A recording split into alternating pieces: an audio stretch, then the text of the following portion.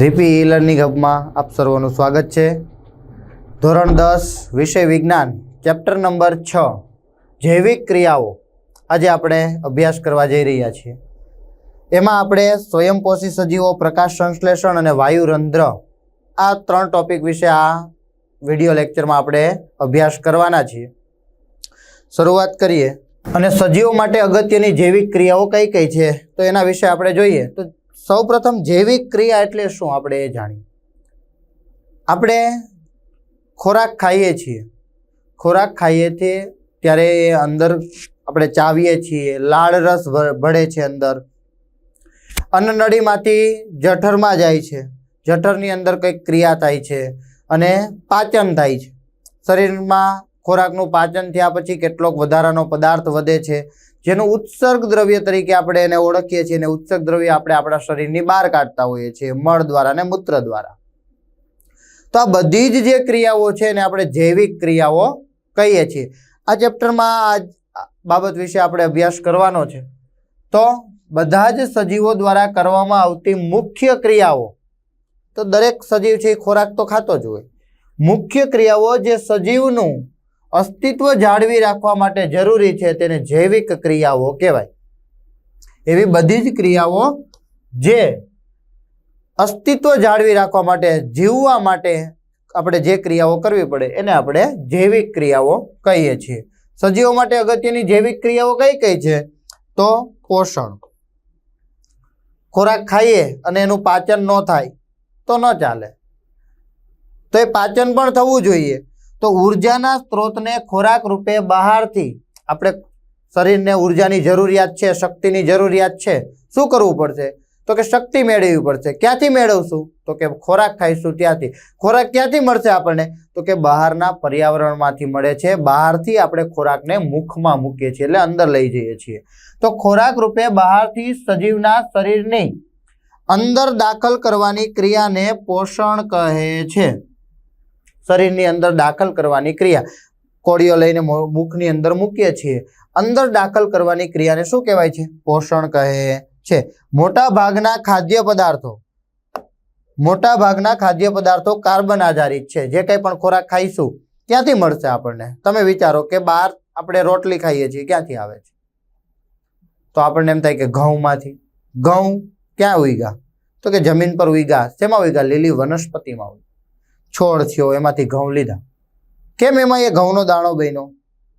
એમાં શું છે તો કે સૂર્યપ્રકાશની હાજરીમાં વાતાવરણમાં રહેલો કાર્બન ડાયોક્સાઇડ અને જમીનમાંથી આપણે પાણી પાયું હોય તો એ પાણી મેળવી લે અને પોતાનો ખોરાક તૈયાર કરે છે, ગ્લુકોઝ બનાવે છે, C6H12O6 આ ખોરાક બનાવે છે। તો આ ખોરાક એટલે કાર્બનિક પદાર્થ, આપણે કાર્બન કહી શકીએ। તો કાર્બન આધારિત છે। આ કાર્બન સ્ત્રોતોની જટિલતાને અનુસરીને વિવિધ સજીવો વિવિધ પ્રકારની પોષણ પદ્ધતિઓનો કે ક્રિયાઓનો ઉપયોગ કરે છે। કોઈ સજીવ એવો છે કે જે કાર્બન પદાર્થોનો ઉપયોગ કરે છે।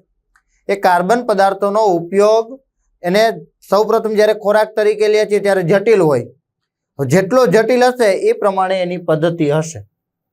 શું કામ? કારણ કે શરીરને નાના નાના ટુકડાઓમાં જે ખોરાક છે એને નાના નાના ટુકડાઓમાં વિભાજિત કરવાનો છે।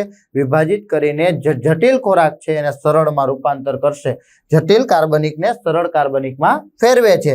એટલા માટે જટિલતાની જે અનુસરીને વિવિધ સજીવો છે એ વિવિધ પોષણની પદ્ધતિઓનો કે ક્રિયાઓનો ઉપયોગ કરતો હોય છે। શ્વસન, પહેલું જોયું પોષણ, બીજું જોયું શ્વસન। જૈવિક ક્રિયાઓ કીધી, ખાલી ખોરાક ખાઈશું તો નહીં ચાલે। શ્વાસોશ્વાસની ક્રિયા, વધુ માણસ 1 મિનિટ 2 મિનિટ કેટલો શ્વાસ રોકી શકશે? તો શ્વસનની ક્રિયા પણ જરૂરી છે, તો એને પણ આપણે જૈવિક ક્રિયાઓ કહીશું। તો સજીવ કોષોમાં કોષીય જરૂરિયાત માટે ઉર્જા પૂરી પાડવા, આપણને એમ થાય કે કોષીય જરૂરિયાત કેમ? આપણે હાથ વડે કામ કરીએ છીએ, હું લખું છું, મુખ વડે બોલું છું, આંખ વડે જોઉં છું। આ ક્રિયા દરમિયાન એ આંખો પટપટાવવા માટે, બોલવા માટે કંઈક ઉર્જાની જરૂરિયાત હોય છે, ત્યારે ત્યાં રહેલા કોષો છે એ કોષોની અંદર ગ્લુકોઝ હોય છે। તો શ્વસનની ક્રિયા, જ્યારે શ્વાસ લીધો, ઓક્સિજન ગયો, ઓક્સિજન છે એ શરીરના દરેક અંગો સુધી પહોંચે, ક્યાં શેના દ્વારા પહોંચશે? રુધિર દ્વારા પહોંચે. રુધિર દ્વારા જ્યારે કોષો સુધી પહોંચે છે ત્યારે કોષમાં રહેલા ગ્લુકોઝનું વિઘટન કરે અને વિઘટન કરવાથી કાર્બન ડાયોક્સાઇડ વાયુ ઉત્પન્ન થાય ને ઉષ્મા ઉર્જા એટલે ઉર્જા ઉત્પન્ન થાય. તો એ ઉર્જા છે, એ ઉર્જા એ મારા જે અંગો છે એને કાર્ય કરવા માટે વપરાય છે. એટલે કોષીય જરૂરિયાત એ કોષોને જરૂરિયાત છે, એટલા માટે ઉર્જા પૂરી પાડવા ગ્લુકોઝ જેવા ખોરાક સ્ત્રોતોનું ઓક્સિજનની હાજરી કે ગેરહાજરીમાં વિઘટન થાય છે અને એ ક્રિયાને આપણે શ્વસન કહીએ છીએ. તો જો ઓક્સિજનની હાજરી હોય તો એને જારક શ્વસન કહેવાય, ઓક્સિજનની ગેરહાજરી હોય તો એને અજારક શ્વસન કહેવાય. ઓક્સિજનની પૂરતી હાજરીમાં જો પ્રક્રિયા થતી હોય તો જારક શ્વસન, એની ગેરહાજરીમાં પ્રક્રિયા થતી હોય તો અજારક શ્વસન. એ બંને ક્રિયા દરમિયાન ગ્લુકોઝનું વિઘટન થવાની ક્રિયા છે એને આપણે શ્વસન કહીશું. એટલે આપણે શ્વાસોશ્વાસની ક્રિયા કરીએ છીએ, આપણને ઉર્જા મળે છે, ઉર્જા મળે તો આપણું શરીર કામ કરી શકતું હોય છે. શ્વસન દ્વારા કાર્બન આધારિત ખાદ્ય પદાર્થોનું વિઘટન અને મુક્ત થતી ઉર્જાનું એટીપીમાં રૂપાંતર થાય છે. તમે પાછલા ધોરણમાં ભણીને આવતા હશો કણાપ સૂત્ર વિશે. કણાપ સૂત્ર છે ઉર્જાનું શક્તિઘર છે, પાવર હાઉસ કહેવાય, કોષનું પાવર હાઉસ કહેવાય, શક્તિઘર કહેવાય કોષનું. શું કામે? કારણ કે એમાં એટીપી સ્વરૂપે ઉર્જા મુક્ત થાય છે. આપણા શરીરમાં દરેક જગ્યાએ જે ઉર્જા મુક્ત થાય છે એટીપી ના સ્વરૂપમાં થાય. એડિનોસાઇન ટ્રાઇફોસ્ફેટ, એડિનોસાઇન ટ્રાઇફોસ્ફેટ આ એટીપી નું પૂરું નામ છે. 1 માર્ક માટે કદાચ પૂછાઈ શકે કે એટીપી નું પૂરું નામ જણાવો. Adenosine triphosphate, ATP, adenosine triphosphate. Adenosine એટલે એ, ટી એટલે ટ્રાય અને પી એટલે ફોસ્ફેટ. એડિનોસાઇન ટ્રાઇફોસ્ફેટમાં રૂપાંતર થાય અને એ એટીપી ના સ્વરૂપમાં આપણને ઉર્જા પ્રાપ્ત થતી હોય છે. મોટા ભાગના સજીવો ઓક્સિજનનો ઉપયોગ કરતા હોવાથી જારક જીવી કહેવાય. ઓક્સિજનની હાજરીમાં જો પ્રક્રિયા થતી હોય તો જારક કહેવાય. શ્વસનની ક્રિયા ઓક્સિજનની હાજરીમાં થતી હોય તો જારક શ્વસન કહેવાય. તો એવા જે સજીવો છે એને શું કહેવાય? જારક જીવી સજીવો કહે છે. જ્યારે ઓક્સિજનની ગેરહાજરી હોય, ઉપયોગ ન કરતા હોય, જ્યારે કેટલાક આ ક્રિયામાં ઓક્સિજનનો ઉપયોગ કરતા ન હોવાથી તેને અજારક જીવી સજીવો કહે છે. આપણે એને અજારક શ્વસન પણ કહી શકીએ ને. જે અજારક શ્વસન કરે છે એવા સજીવોને અજારક જીવી સજીવો કહે છે. યાદ રાખવાનું, જારક શ્વસન એટલે શું? તો કે ઓક્સિજનની હાજરીમાં. અજારક શ્વસન એટલે શું? ઓક્સિજનની ગેરહાજરીમાં શ્વસન કરતા હોય. પેલું પોષણ જોયું, બીજું શ્વસન જોયું, ત્રીજું વહન જોઈએ. આપણે શ્વસનની ક્રિયા કરી લીધી, બહારથી ખોરાકને મુખમાં મૂકી દીધો, પણ એનું વહન નહીં થાય તો શરીરમાં તો આપણી જૈવિક ક્રિયાઓ અટકી જાય. એટલા માટે ત્રીજું છે વહન. એક કોષીય સજીવોમાં ખોરાક ગ્રહણ માટે, વાયુઓની આપલે માટે કે ઉત્સર્ગ દ્રવ્યોના નિકાલ માટે કોઈ વિશિષ્ટ અંગની જરૂરિયાત હોય છે. ફરીથી, કોઈ ખોરાકનું ગ્રહણ કરવું છે, ક્યાંથી કરશું? મોઢું બંધ હોય તો નહીં. કોઈ ચોક્કસ અંગ આવેલું છે જ્યાંથી આપણે ખોરાકને મુખમાં મૂકીએ છીએ. તો મુખ એક ચોક્કસ અંગ છે જ્યાંથી ખોરાકને આપણે ગ્રહણ કરીએ છીએ. વાયુઓની આપલે, તો નાક દ્વારા આપણે શ્વસનની ક્રિયા કરીએ, વાયુઓની આપલે કરીએ છીએ. કાર્બન ડાયોક્સાઇડ બહાર કાઢીએ, ઓક્સિજન અંદર જવા દઈએ શ્વાસ લઈએ ત્યારે. તો વાયુઓની આપલે માટે કે ઉત્સર્ગ દ્રવ્યોના નિકાલ માટે, એટલે કે મૂત્ર છે ને મળનો ત્યાગ છે, તો એ પણ ચોક્કસ અંગ દ્વારા કરીએ છીએ. એટલે ઉત્સર્ગ દ્રવ્યોના નિકાલ માટે કોઈ વિશિષ્ટ અંગની જરૂરિયાત હોતી નથી. કોને? એક કોષીય સજીવ હોય તો. આપણે તો બહુ કોષીય સજીવો છે. આપણે ખોરાક ગ્રહણ કરવો છે તો મુખ જોઈએ, શ્વાસોશ્વાસની ક્રિયા કરવી છે તો શ્વસન માટે નાક જોઈએ, ઉત્સર્ગ દ્રવ્યોના નિકાલ માટે કોઈ ચોક્કસ અંગ જોઈએ. પણ જો એક કોષીય સજીવ હોય, એક જ કોષ છે, આપણા તો અંગો છે એ એક કરતા વધારે કોષો ભેગા મળીને બને છે, પણ એક કોષીય સજીવ છે તો એની અંદર આવા કોઈ વિશિષ્ટ અંગ હોતા નથી. એક જ કોષ છે તો કોષોનો સમૂહ તો વાત જ ન આવે. શું કામે?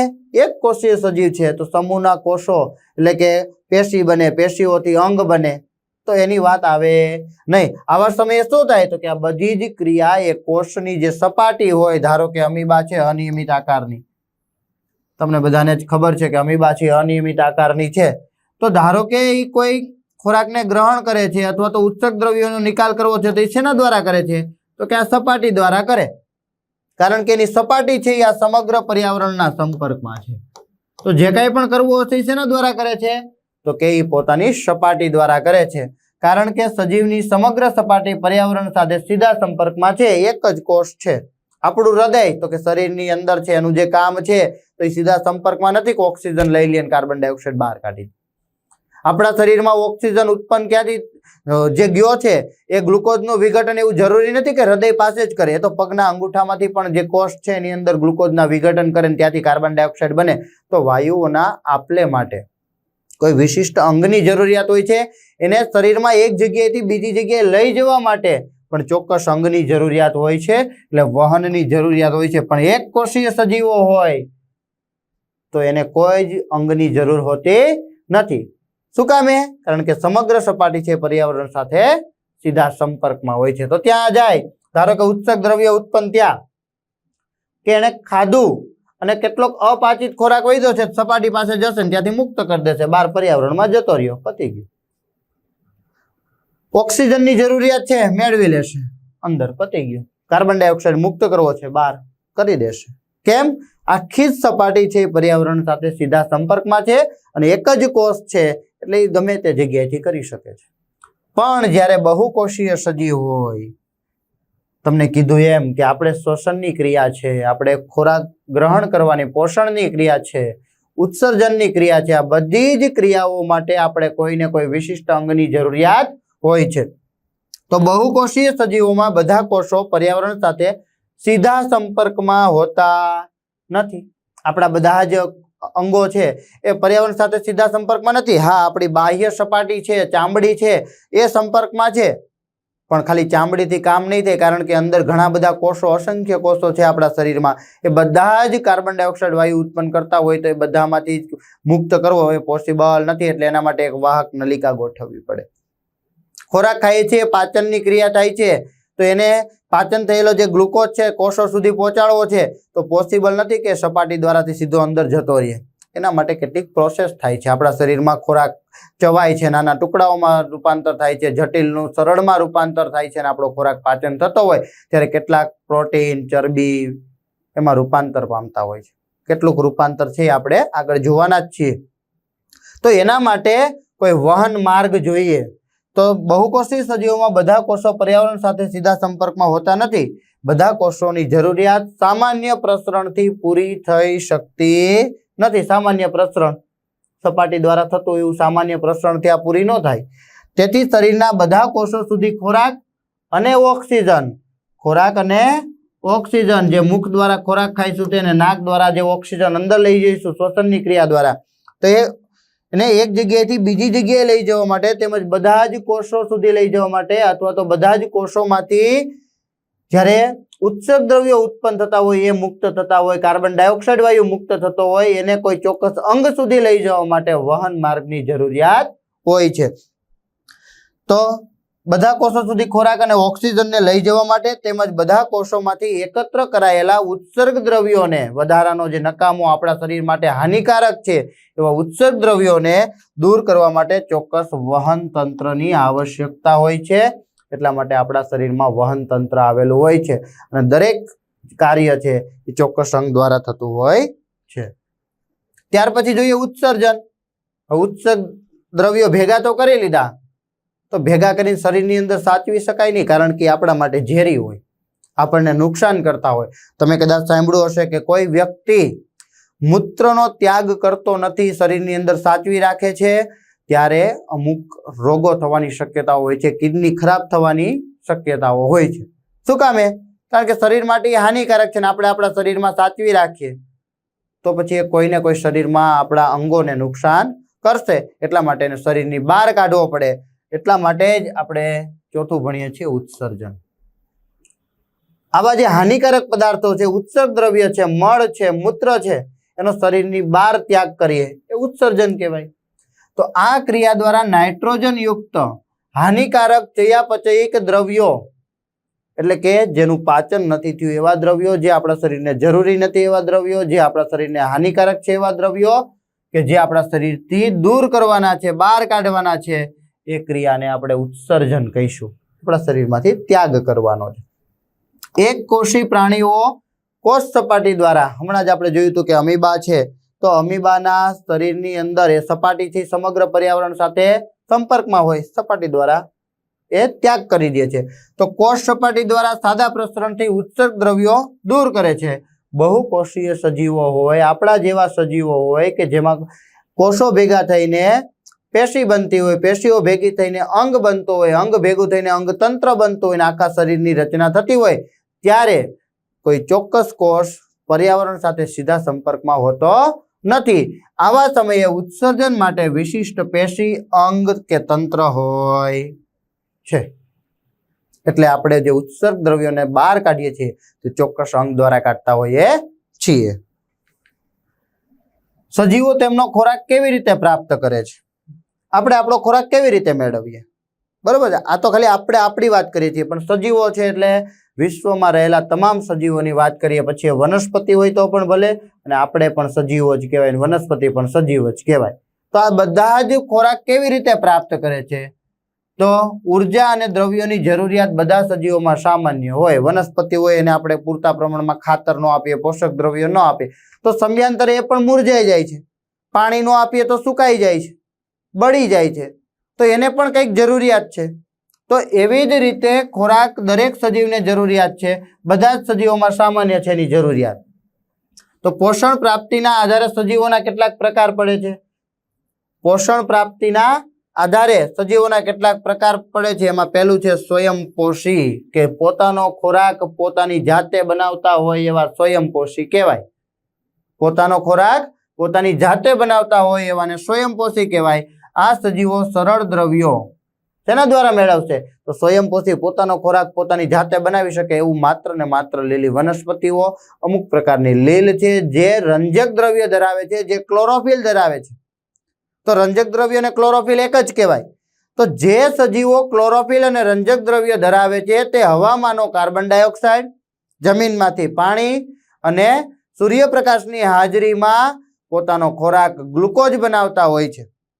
એવા સજીવો છે એને સ્વયંપોષી કહેવાય. એને બીજા કોઈ પર આધાર રાખવો પડતો નથી. વાતાવરણમાં તો આપણે રહીએ છીએ ને એ રહીએ છીએ, તો સીધો જ વાતાવરણમાંથી કાર્બન ડાયોક્સાઇડ મેળવી લઈએ. આપણને સૂર્યપ્રકાશ મળે છે ને એ નહીં મળે છે, તો સૂર્ય ઉર્જાનો એ ઉપયોગ કરી લે. જમીનમાંથી પાણી, આપણે પાણી પર ચાલતા હોઈએ, પાણીથી રોજ ઉપયોગમાં લઈએ છીએ, નાહીએ છીએ, તો આપણે સીધો પાણીનો ઉપયોગ નથી કરી શકતા, પણ એ પાણીનો ઉપયોગ કરીને પોતાનો ખોરાક બનાવે છે. માત્ર પાણી પીવાથી આપણે જીવી ન શકીએ, ખોરાક જોઈએ. પણ એ સજીવો એટલે કે લીલી વનસ્પતિ છે, લીલ છે, જે જમીનમાંથી પાણી મેળવે, વાતાવરણમાંથી કાર્બન ડાયોક્સાઇડ મેળવે અને સૂર્યપ્રકાશની હાજરીમાં પોતાનો ખોરાક જાતે બનાવતા હોય એવા સજીવોને આપણે સ્વયંપોષી સજીવો કહીએ છીએ. આ સજીવો સરળ દ્રવ્યો પાણી અને કાર્બન ડાયોક્સાઇડ અકાર્બનિક સ્ત્રોત રૂપે પ્રાપ્ત કરે છે. છૂટાછવાયા પ્રાપ્ત કરે કાર્બન ડાયોક્સાઇડ અને પાણી. બધી જ લીલી વનસ્પતિઓ અને કેટલાક જીવાણુઓ સ્વયંપોષી છે, એટલે કે આપણે લીલ કહી શકીએ, કે જે ક્લોરોફિલ ધરાવે છે. જો આપણામાં ક્લોરોફિલ હોય તો આપણે સૂર્યપ્રકાશમાં જવાનું, પાણી પી લેવાનું, વાતાવરણમાં કાર્બન ડાયોક્સાઇડ છે જ, આપણે પ્રકાશ સંશ્લેષણની ક્રિયા કરી શકીએ. પણ આપણામાં ક્લોરોફિલ હોતા નથી. માત્ર ને માત્ર વનસ્પતિઓમાં હોય, કેટલીક લીલમાં હોય. એટલે આપણે સ્વયંપોષી નથી, આપણે વિષમપોષી છીએ. આપણે બીજા પર આધાર રાખવો પડે છે. આપણે સ્વયંપોષી જે સજીવો છે એને ઉત્પન્ન કરેલો ખોરાક ખાઈએ છીએ. ઘઉં છે તો ઘઉં એ એમનું નથી બન્યા, એ પ્રકાશ સંશ્લેષણની ક્રિયા દ્વારા એમાં ઉર્જા ભેગી થઈ છે, ગ્લુકોઝ ભેગો થયો છે ને એ આપણે ખોરાક તરીકે લઈએ છીએ ને આપણને શક્તિ મળે છે. તો આ સ્વયંપોષી સજીવો છે, લીલી વનસ્પતિ છે અને કેટલાક જીવાણુઓ છે જે સ્વયંપોષી હોય છે. તો વિષમપોષી બીજો પ્રકાર. આ સજીવો અન્ય સજીવોની જેમ, હવે આ બેને બાદ કરી દો તો બાકી કેટલા બધા સજીવો છે. એ બધા જ સજીવો જટિલ પદાર્થો ખોરાક રૂપે મેળવી તેને સરળ પદાર્થોમાં વિઘટન કરે છે. પણ એ મેળવે છે કોની પાસેથી? તો કે સ્વયંપોષી પાસેથી. કોની પાસેથી મેળવે છે? સ્વયંપોષી પાસેથી. આ માટે જૈવ ઉદ્દીપકોનો ઉપયોગ કરાય છે. વિષમપોષીઓનું અસ્તિત્વ ટકાવી રાખવા માટે આપણે જીવવું હશે તો આપણે કોઈક ને કોઈક રીતે બીજા પર આધાર રાખવો પડશે. કોના પર આધાર રાખવો પડશે?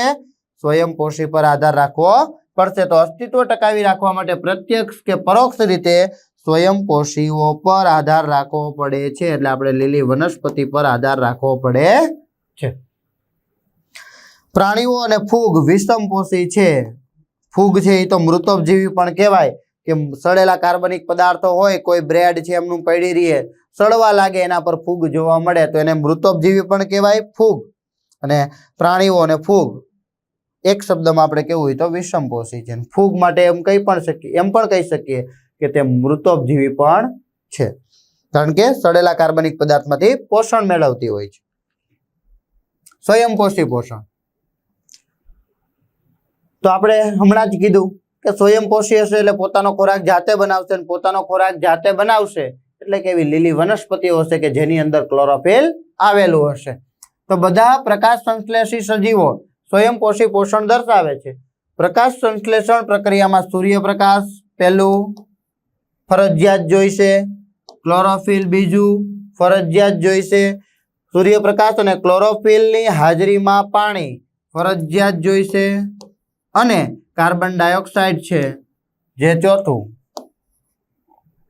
ક્લોરોફિલ, પાણી અને કાર્બન ડાયોક્સાઇડનું કાર્બોદિત એટલે કે ગ્લુકોઝમાં રૂપાંતર થાય છે, અને ગ્લુકોઝમાં રૂપાંતર થાય છે એ ખોરાક બન્યો છે, એ ખોરાક છે એનો ઉપયોગ આપણે કરતા હોઈએ છીએ.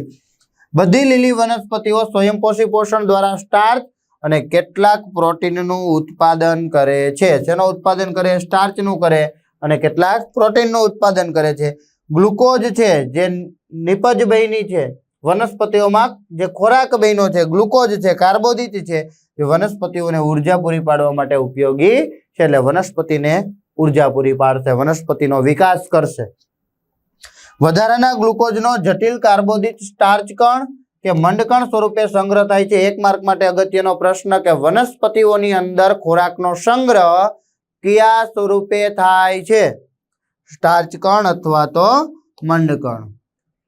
આપણામાં પણ એવું હોય કે આપણે ધારો કે તમે સવારથી કામ કરવાનું ચાલુ કરો છો, સવારે નાસ્તો કરો છો, પછી એવું બને છે કે તમારે કોઈ કામ કરવું છે, ખાતા ખાતા જ કામ થાય, ત્યાં સુધી તમે કામ ન કરી શકો?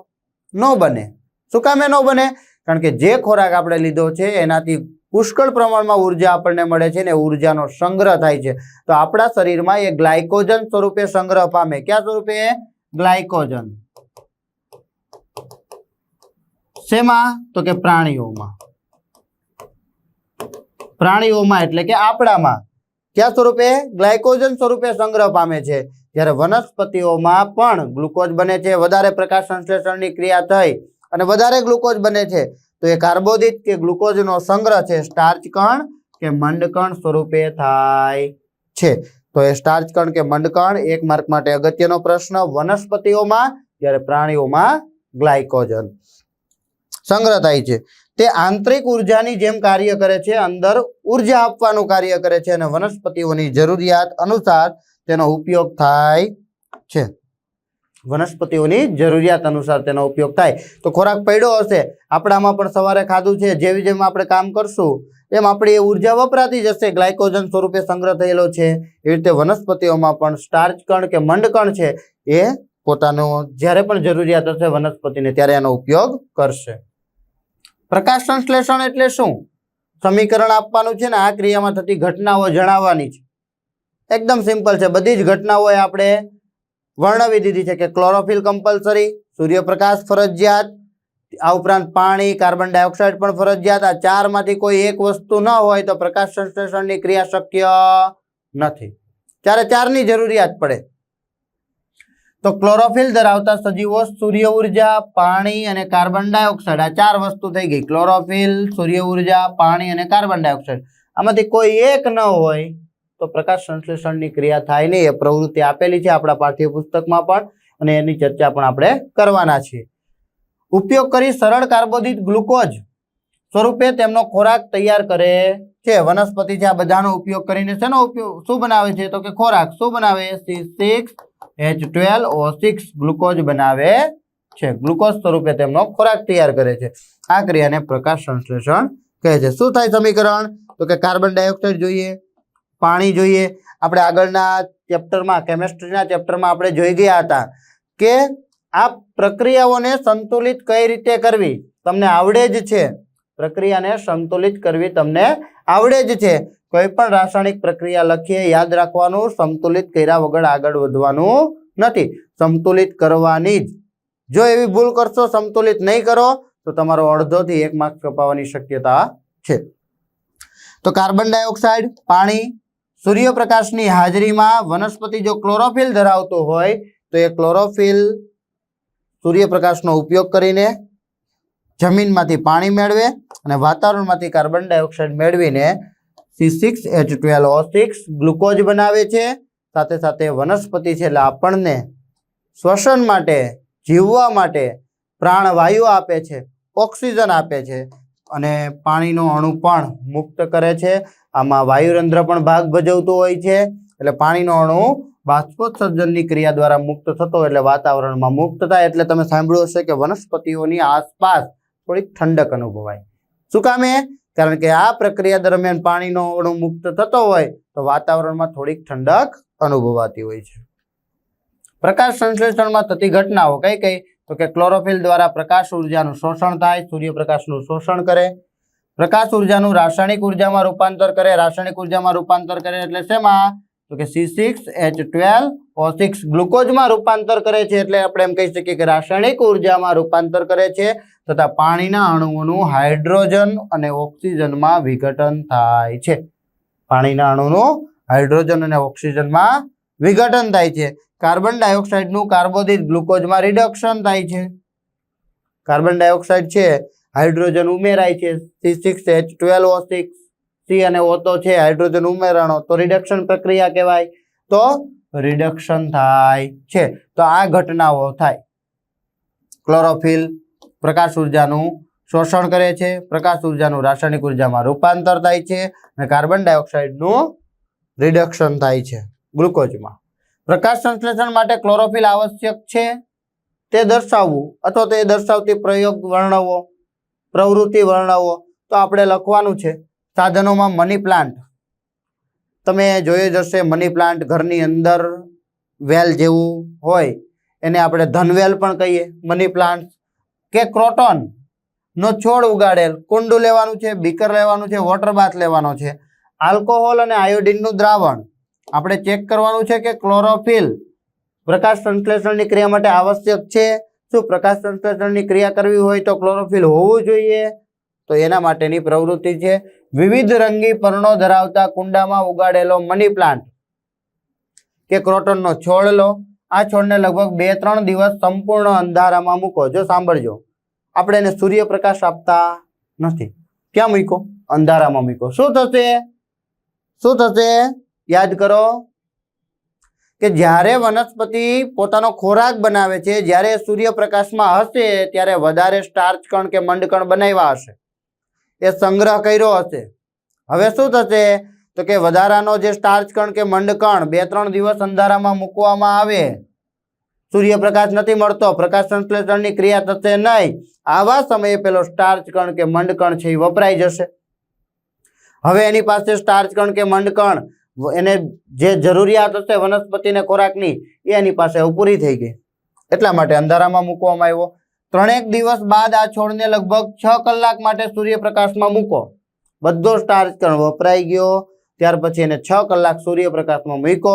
ફરીથી પ્રકાશ સંશ્લેષણની ક્રિયા ચાલુ થશે, પોતાનો ખોરાક બનાવશે. આ છોડનું એવું પર્ણ તોડો જેનો કેટલોક ભાગ લીલો અને બાકીનો ભાગ સફેદ હોય.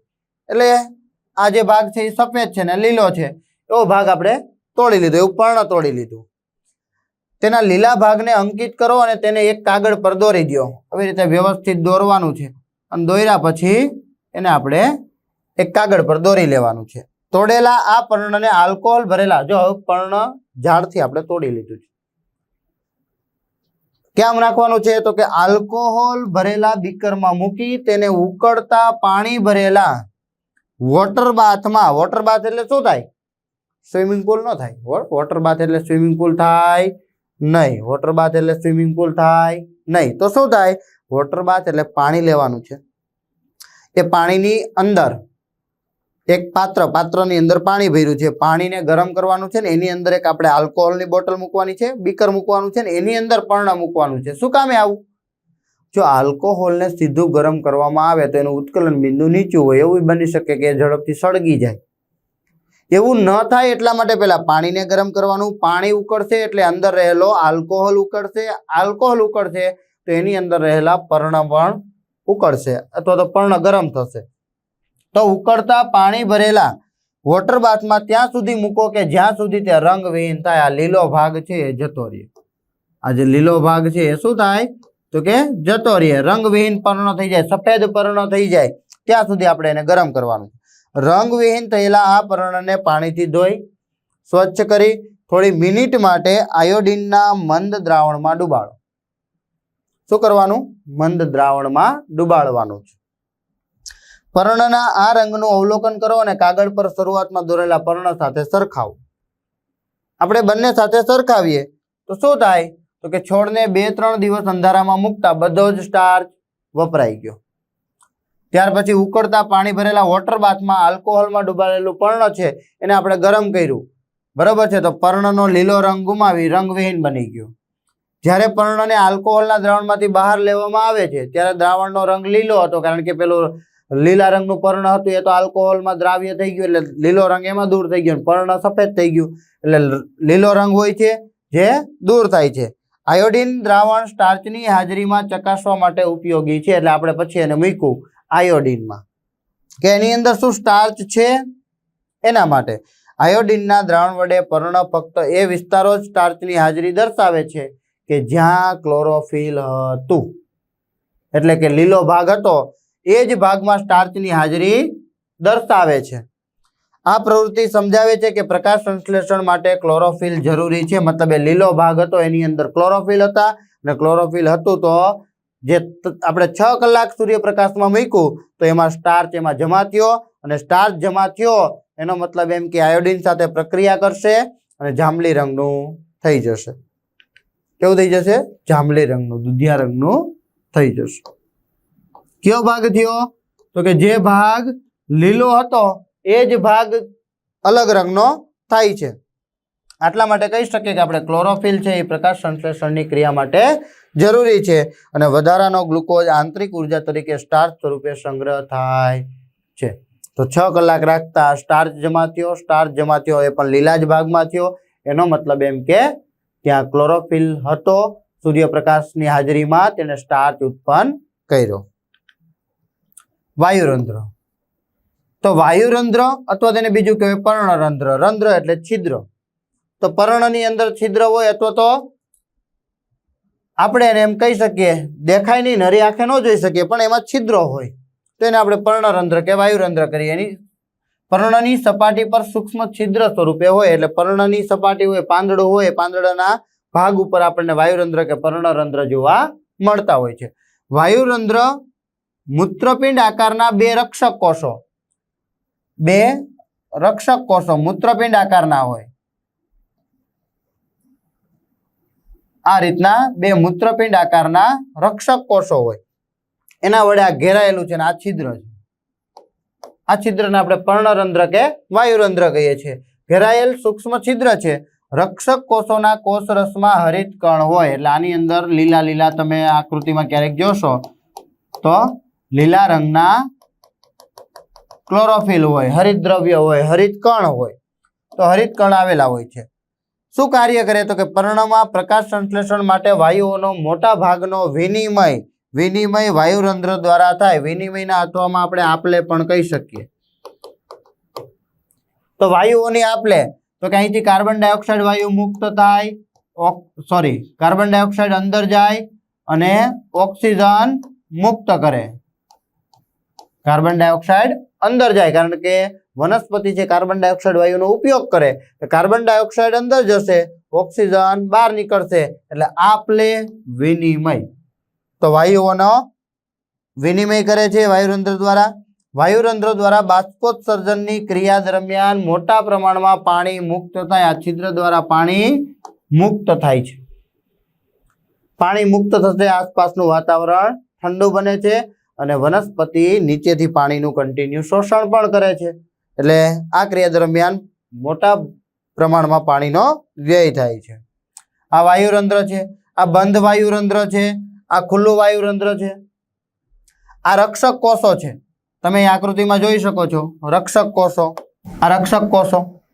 તો રક્ષક કોષો છે એની અંદર આ લીલા છે એ હરિત દ્રવ્ય છે, હરિત કણ છે, ક્લોરોફિલ છે, જે પ્રકાશ સંશ્લેષણની ક્રિયા કરે છે. જ્યારે આ છિદ્ર છે એમાંથી કાર્બન ડાયોક્સાઇડ અને ઓક્સિજનની આપ-લે થાય છે, વિનિમય થાય છે.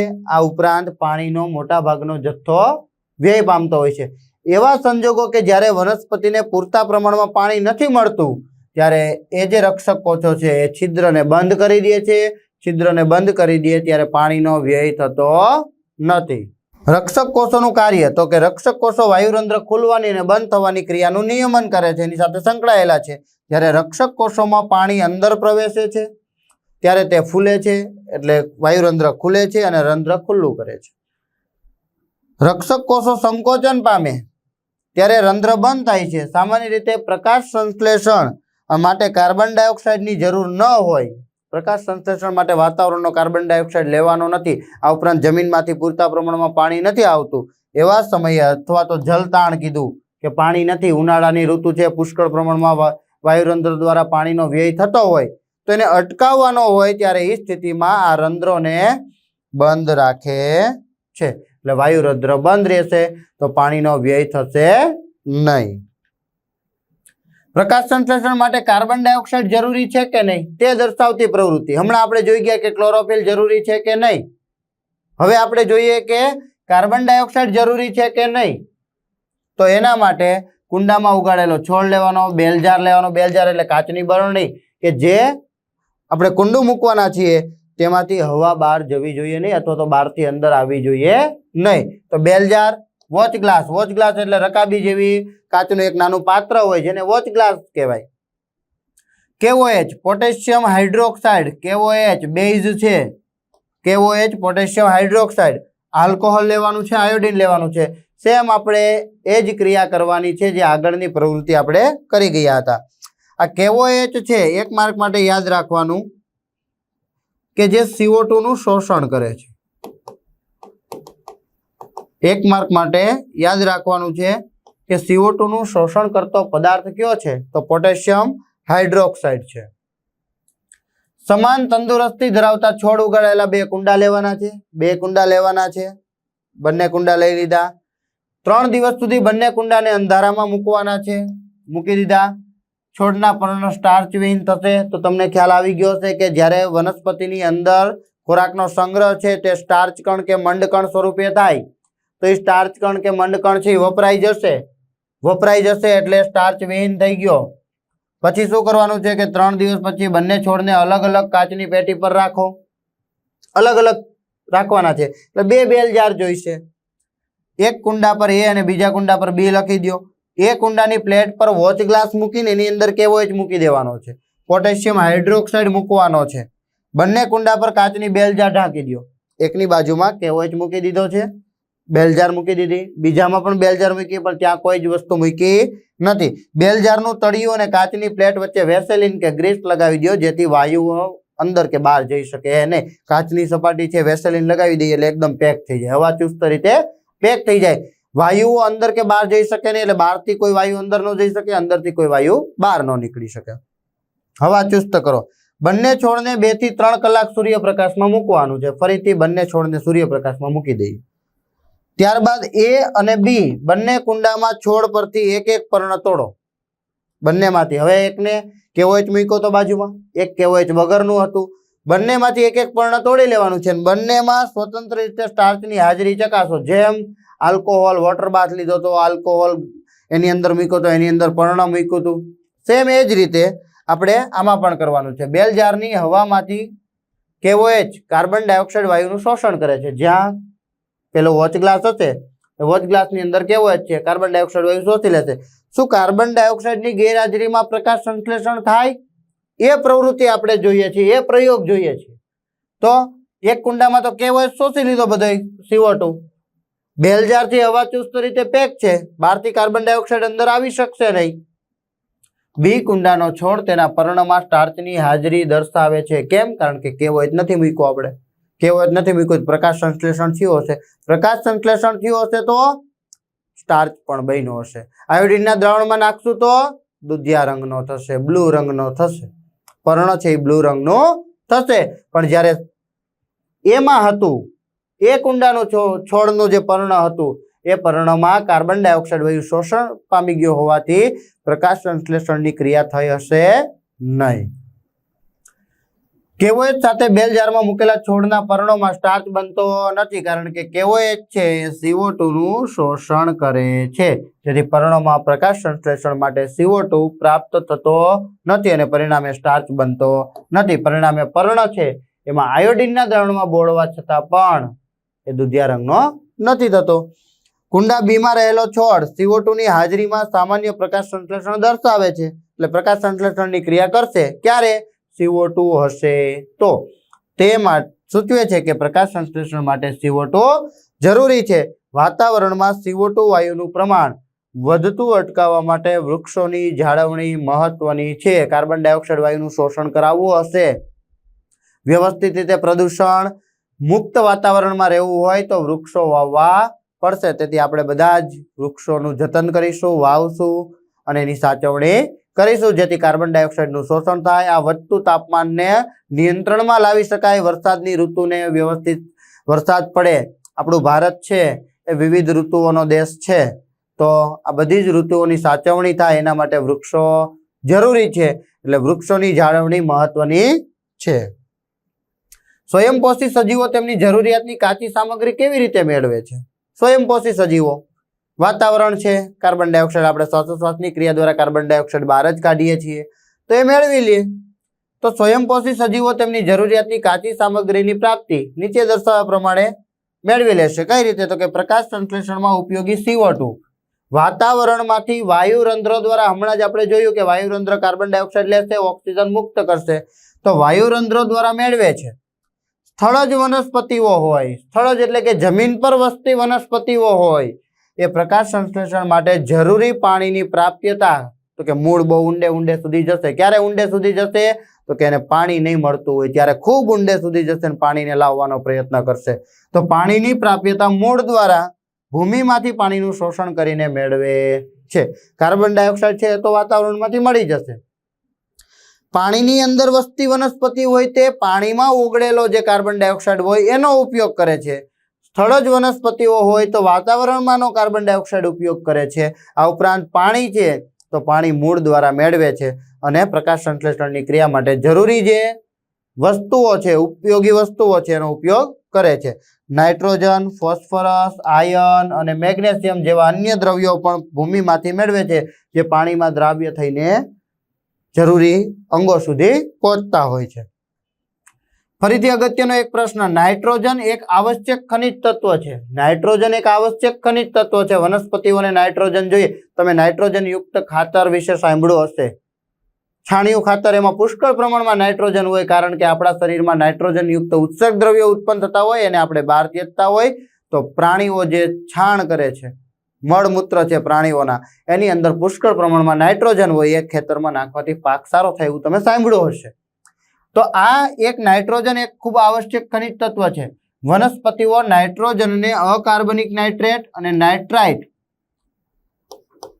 NO3- અને NO2- આવા બે આયનોના સ્વરૂપમાં મેળવી પ્રોટીન અને અન્ય સંયોજનોના સંશ્લેષણ એટલે બનાવવું, શેનું નિર્માણ કરે છે? તો કે પ્રોટીન બનાવવા માટે કયો આવશ્યક તત્વ ઉપયોગી છે? એક માર્ક માટે યાદ રાખવાનું, નાઇટ્રોજન એક આવશ્યક પોષક તત્વ છે જે પ્રોટીન બનાવવા માટે ઉપયોગમાં લેવામાં આવે છે. એક માર્ક માટે અગત્યનો પ્રશ્ન. ઉપયોગ કરે છે અથવા કેટલાક બેક્ટેરિયા દ્વારા વાતાવરણીય નાઇટ્રોજન સિમ્બી કુળની વનસ્પતિ એટલે કે કઠોળ વર્ગની વનસ્પતિ હોય, એની મૂળ ગંડિકા હોય, મૂળની અંદર ગાંઠો હોય, એ મૂળ ગંડિકાની અંદર રહેલા રાઇઝોબિયમ બેક્ટેરિયા છે, રાઇઝોબિયમ બેક્ટેરિયાનો ઉપયોગ કરીને નાઇટ્રોજનનું જમીનમાંથી વનસ્પતિઓમાં સ્થાપન કરતા હોય છે. કારણ કે નાઇટ્રોજન 78% છે, પણ એનો ઉપયોગ આપણે કરી શકતા નથી. તો નાઇટ્રોજનમાંથી નિર્માણ પામતા કાર્બનિક પદાર્થના સ્વરૂપમાં નાઇટ્રોજન મેળવે છે. તો સ્વયંપોષી સજીવો આવી રીતે પોષક દ્રવ્યો અથવા તો ઉપયોગી વસ્તુઓને મેળવે છે. તમને આ અભ્યાસ કરવામાં ખૂબ જ મજા આવી હશે. Thank you.